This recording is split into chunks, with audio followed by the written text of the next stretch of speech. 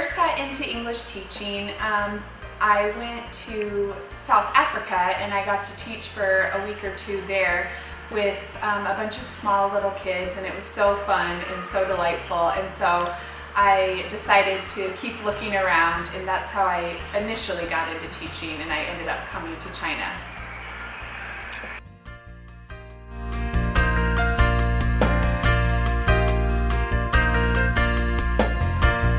Some advice I have for people who are looking to come to China and teach would be to take the process seriously and think about the way you would interview for a job back home. It's very serious here too, and also being careful of the type of school you're looking to. Make sure that they have a very valid legal process.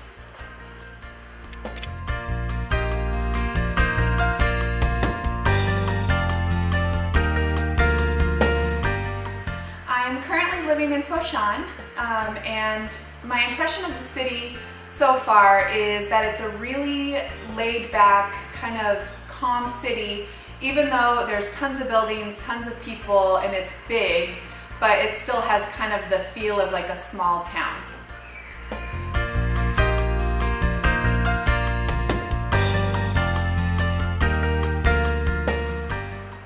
So I've been teaching English in China for about a year and a half. And I'd have to say what I like most about teaching is the relationship with each individual kid. You get to know their little personalities, and they really come to be attached to you.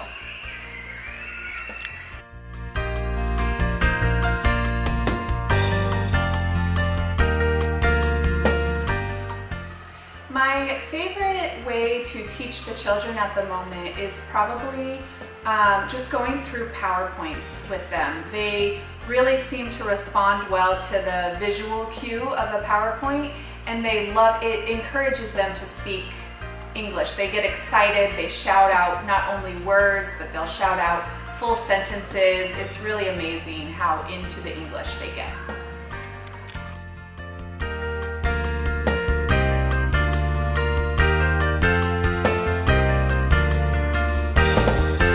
A typical day teaching in China work hours would start about 8 a.m. and then we would sing a song in English with the kids, dance with them, and have like an organized game.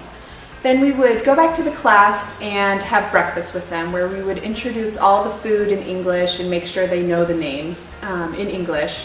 Then we would have a lesson where we would teach on certain designated content for the month. Usually play a game with the kids with that. Then we would go outside, get them some morning exercise, let them play for a while, and then we would go back and do some sort of special class, something like art or golf or something different than just a typical lesson. Then we would go back to class again, do another English lesson, maybe teach them again on the monthly content, or focus on something more basic like learning the alphabet or colors or whatever it is, depending on their age. And then what's cool in China, as a foreign teacher, you actually get a really long lunch break. You get a 3-hour lunch break. You can take a nap or whatever you want to do. And then you come back, work till 5. Usually you have some prep time and go to your class and are with the kids at the end of the day.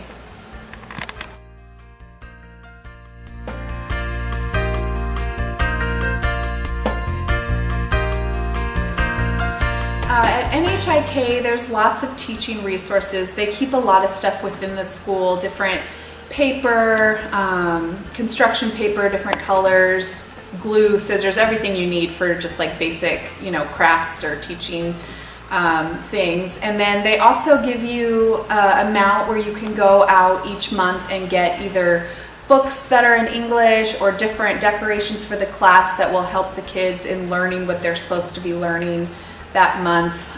There's tons of resources at NHIK. Stuff to laminate, obviously computers, printers, everything you need.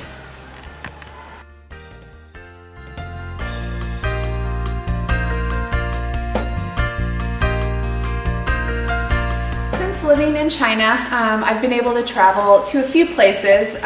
The most the closest one I've gone to is Hong Kong. It's about 3 hours from here. And Hong Kong's a really cool city. I think all the foreign teachers love to go there very often. And then I've also gotten to go to South Korea, which was really, really neat. Lots of amazing food and a beach and just really cool culture. Everyone's super nice there. And then this coming weekend, actually, we have a little break. So I'm going to a city near Beijing, and I'm going to go see the Great Wall, and it's just really cool, everything you get to go see while in China.